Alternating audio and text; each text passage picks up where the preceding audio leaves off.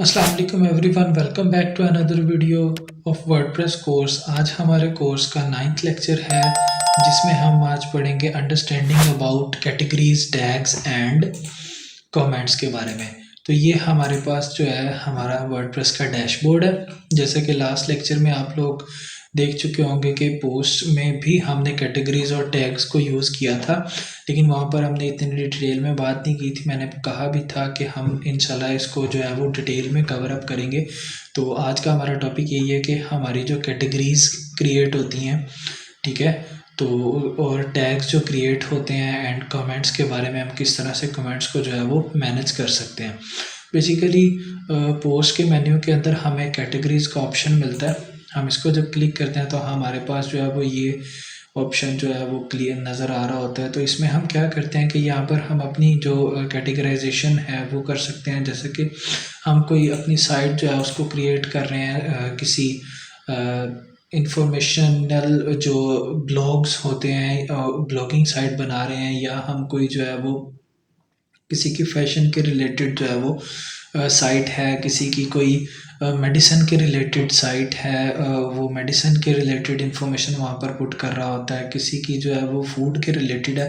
तो वो सारे जो है अपनी साइट में या एक ही साइट में जब मल्टीपल निशेस को भी यूज़ कर रहे होते हैं लोग, तो तब वो अपनी सारी चीज़ों को जो है वो कैटेगराइज करके जो है ना वो चल रहे होते हैं। कैटेगराइजेशन से क्या फ़ायदा होता है कि जब हम यहाँ पर फॉर एग्ज़ाम्पल अगर मैं कोई एक जो है वो फैशन के रिलेटेड बात कर लूँ, तो मैं सबसे पहले जो है वो यहाँ पर वुमेन के लिए जो है ना वुमेन क्लॉथ, ठीक है, यहाँ पर मैं वुमेन क्लॉथ के लिए एक कैटेगरी बना रहा हूँ। तो स्लग जब है वो ऑटोमेटिकली जो है वो इसका क्रिएट हो जाता है। तो यहाँ पर अब अगर हम किसी की कोई पेरेंट कैटेगरी में हम कभी सब कैटेगरी जब ऐड करते हैं, तब हम यहाँ पर जो है वो पेरेंट कैटेगरी को जो है वो ऐड करते हैं। तो स्लग जो है मैं आपको बताता चलो, ये बेसिकली हमारा जो कैटेगरी है उसका यूआरएल होता है, जिसको यहाँ पर शो भी किया जाता है। जैसे ही हम इस पर क्लिक करते हैं तो हम हमारा जो यूआरएल है वो यहाँ पर शो होता है। तो वो चीज़ जो है वो यहाँ पे स्लग में क्रिएट होती है, ठीक है। तो पेरेंट कैटेगरी का मैं बता रहा था आप लोगों को कि जब हम कुछ सब कैटेगरी ऐड करते हैं किसी भी कैटेगरी की, तो उसमें हम जो पेरेंट कैटेगरी रखना चाहते हैं, जैसे वुमेन क्लॉथ है, तो यहाँ पर हम समर कलेक्शन, विंटर कलेक्शन अभी देंगे। तो वहाँ पर जो है मैं आपको ऐड ऑन करके दिखाऊंगा। डिस्क्रिप्शन में हम अपनी जो है वो इसकी कैटेगरी के रिलेटेड अगर कोई इन्फॉर्मेशन ऐड ऑन करना चाहें तो वो हम कर सकते हैं। यहाँ पर जब हम ऐड न्यू कैटेगरी करते हैं तो यहाँ पर जो है वो वुमेन क्लॉथ की एक कैटेगरी जो है वो बन चुकी है, और इसका स्लग भी देखें ऑटोमेटिकली उसने जनरेट कर दिया है। तो हम इसके लिए ही हम जो है वो सबसे पहले समर कलेक्शन जो है वो यहाँ पर ऐड कर लेते हैं। तो समर कलेक्शन जो है ये हमारी वुमेन क्लॉथ की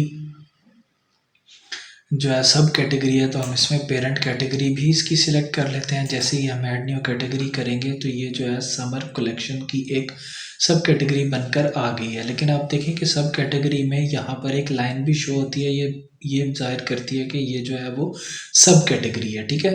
तो इसके लिए ही हम जो है वो एक विंटर कलेक्शन की भी एक दे देते हैं कैटेगरी। तो इसको भी हम जो है पेरेंट कैटेगरी वुमेन क्लॉथ ही रखते हैं, ठीक है। तो जैसे ही हम ऐड न्यू कैटेगरी करेंगे, यहाँ पर ये भी हमारी जो है कैटेगरी क्रिएट हो गई है। अब यहाँ पर हम मैन क्लॉथ जो है वो कर लेते हैं। इसको हम, ये हमारी पेरेंट कैटेगरी वुमेन क्लॉथ में नहीं जाएगी, इसको इसकी ये हमारी खुद एक पेरेंट कैटेगरी है, तो इसलिए हम इसको नन पे क्लिक कर देंगे। तो इसको जब हम ऐड न्यू कैटेगरी करेंगे तो अब मैन क्लॉथ में जो है वो ये लाइन शो नहीं हो रही। जैसे कि मैंने आपको पहले बताया कि जब हम सब कैटेगरी ऐड करते हैं तभी जो है वो हमारी ये लाइन शो होती है। और आप ये लोग ये भी देखें कि जब हमने विंटर कलेक्शन वुमेन क्लॉथ की सब हेडिंग सब कैटेगरी जो है वो ऐड किया, तो ये इसी अपनी पेरेंट कैटेगरी के जो है वो नीचे ही उसकी सब कैटेगरी नज़र आ रही है। तो जैसे ही मैं यहाँ पर जो है वो यहाँ पर ऑप्शन देता हूँ एक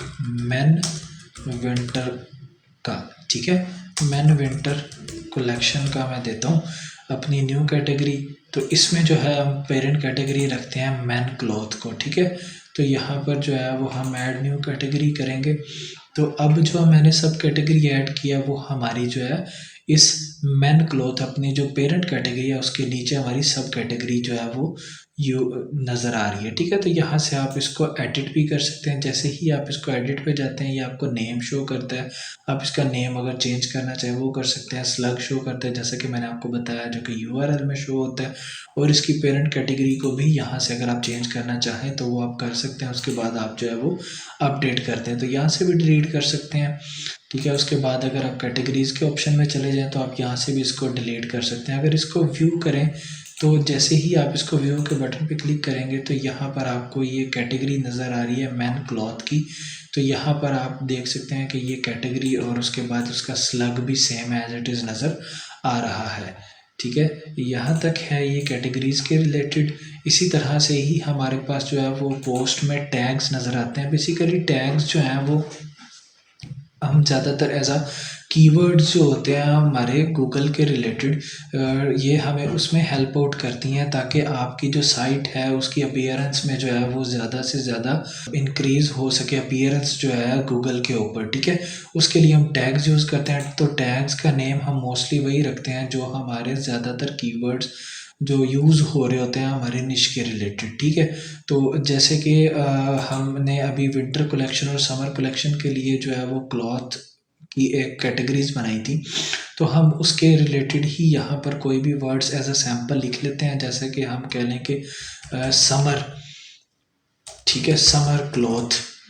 ठीक है, तो समर क्लॉथ जब हमने लिखा है तो उसी को ही यहाँ पर जो है ये टैग जो है वो हम उस अपनी जो कैटेगरी है उसमें यूज़ कर सकते हैं। तो जब भी हमारा गूगल के ऊपर कोई पर्सन जो है वो जैसे ही समर क्लॉथ को ऐड करेगा तो जो हमारा रिज़ल्ट है वो भी उसके पेजेस के अंदर शो होना स्टार्ट हो जाएगा। तो ये तरीकाकार है टैग्स का, सेम ही है तकरीबन, लेकिन इसमें कोई पेरेंट वगैरह की चीज़ नहीं होती क्योंकि इसमें जो है वो आपकी सब कैटेगरी नहीं होती, सब टैग नहीं होता, ये बेसिकली खुद ही एक टैग होता है। ठीक है, तो यहाँ पर आप ऐड न्यू टैग को क्लिक करते हैं तो यहाँ पर आपको जो है ये टैग बना हुआ नज़र आ जाता है। ये बेसिकली टैग्स जो हैं जब आप पोस्ट को बना रहे होते हैं तो तब भी जो है वो आप ऐड ऑन कर सकते हैं। हम अपनी पोस्ट पर चलते हैं तो पोस्ट के ऊपर हमारे पास कौन कौन से ऑप्शंस आ रहे होते हैं उनको हम देख लेते हैं एक बार। हम जैसे ही इसको एडिट पर क्लिक करते हैं तो यहाँ पर जो है वो हमारे पास साइड पे जो है वो यहाँ पर ये कैटेगरीज शो हो रही हैं। हम कैटेगरीज को चूज़ कर सकते हैं। ठीक है, जब भी हम न्यू पोस्ट बनाते हैं, ये मैंने आपको पोस्ट के सेक्शन में पहले भी बता चुका हूँ। तो अगर किसी को पर्सन जो है वो न्यू है तो काइंडली वो जाकर पहले जो है वो पोस्ट वाला हमारा लेक्चर जो है उसको देख ले, उसको अच्छे से समझ आ जाएगी कि जो पोस्ट के रिलेटेड काम जो है वो किस तरीके से किया जा सकता है। तो यहाँ पर जैसे कि हमारे पास ये टैग्स के ऑप्शंस नज़र आ रहे हैं तो यहाँ पर हम अपना जो टैग है वो लिख भी सकते हैं। जैसे हमने वहाँ पर तो जो है वो विंटर समर के लिए लिखा था, तो यहाँ पर हम विंटर क्लॉथ भी लिख सकते हैं। इसको एंटर कर देंगे, उसके बाद हम जैसे समर है, ठीक है, तो जैसे ही मैंने समर लिखा है तो हमारे पास जो है जो हमने लिखा हुआ था वो हमें यहाँ पर शो होना भी स्टार्ट हो गया। तो यहाँ पर हम इसको क्लिक कर देंगे, दैन इसको हम सेव कर देंगे। तो ये जो टैग्स हैं वो हमारी इस पोस्ट के साथ जो है वो लिंक्ड हो चुके हैं। ठीक है, इसके बाद हम चलते हैं अपने कमेंट्स की तरफ। तो कमेंट्स जो हैं वो यहाँ पर हमारे पास साइड मेन्यू पे नज़र आ रहे होते हैं। यहाँ पर हम इनको देख सकते हैं। ये सारा इसका डैशबोर्ड है कि कौन सा कमेंट है, किस बंदे ने किया है। ठीक है, तो ये एक सैम्पल कमेंट किया हुआ है लेकिन ये अभी तक अप्रूव नहीं हुआ हुआ। ठीक है, तो यहाँ से आप जो है इसको अप्रूव और अनअप्रूव भी कर सकते हैं। इसका रिप्लाई यहाँ से दे सकते हैं। आप इसकी एडिट भी कर सकते हैं। आप इसको यहाँ से अपने हिसाब से, ये अप्रूव हुआ हुआ है जो कि आपके इस पर नज़र भी आ रहा होता है। ठीक है, तो हम यहाँ से जो है वो अपनी पोस्ट को जो है वो ओपन कर लेते हैं ताकि हम जो है वो अपने कमेंट को देख सकें। यहाँ पर जो है ये पोस्ट हमारी ओपन हो चुकी है। तो यहाँ पर देखें, ये पहला जो वर्डप्रेस कमेंटर की तरफ से कमेंट आया हुआ और ये दूसरा जो मैंने खुद कमेंट किया था, लेकिन ये अभी तक यहाँ पर शो नहीं हो रहा है। ये बेसिकली मुझे शो हो रहा है क्योंकि लॉगिन है, लेकिन ये जब यूज़र्स देख रहे होंगे तो ये उन्हें शो नहीं होता क्योंकि ये अभी तक जो है वो यहाँ से अप्रूव नहीं किया गया। ठीक है, तो यहाँ पर आपके पास और ऑप्शंस भी हैं कि आप देख सकते हैं कौन कौन से कमेंट्स जो हैं वो पेंडिंग हैं, कौन से अप्रूव हो चुके हैं। आपके जो है वो मतलब अपने जो लॉगिन है उससे कितने कमेंट हुए हैं वो भी आप यहाँ से देख सकते हैं।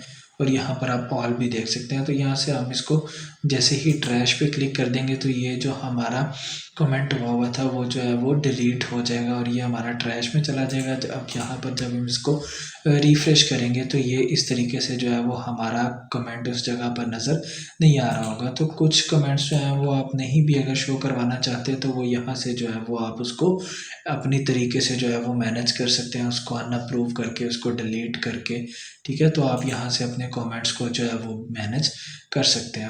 होप सो कि आपको ये वीडियो जो है वो अच्छी लगी होगी और आपको जो चीज़ें समझाई हैं वो सब अच्छे से समझ आ गई होंगी। अगर आपको ये लेक्चर है अच्छा लगा हो तो काइंडली वीडियो को लाइक और सब्सक्राइब एंड शेयर ज़रूर कीजिएगा और कमेंट करके ज़रूर बताइएगा कि आपको ये लेक्चर जो है वो किस तरह का लगा। Thank you so much. अल्लाह हाफ़िज़।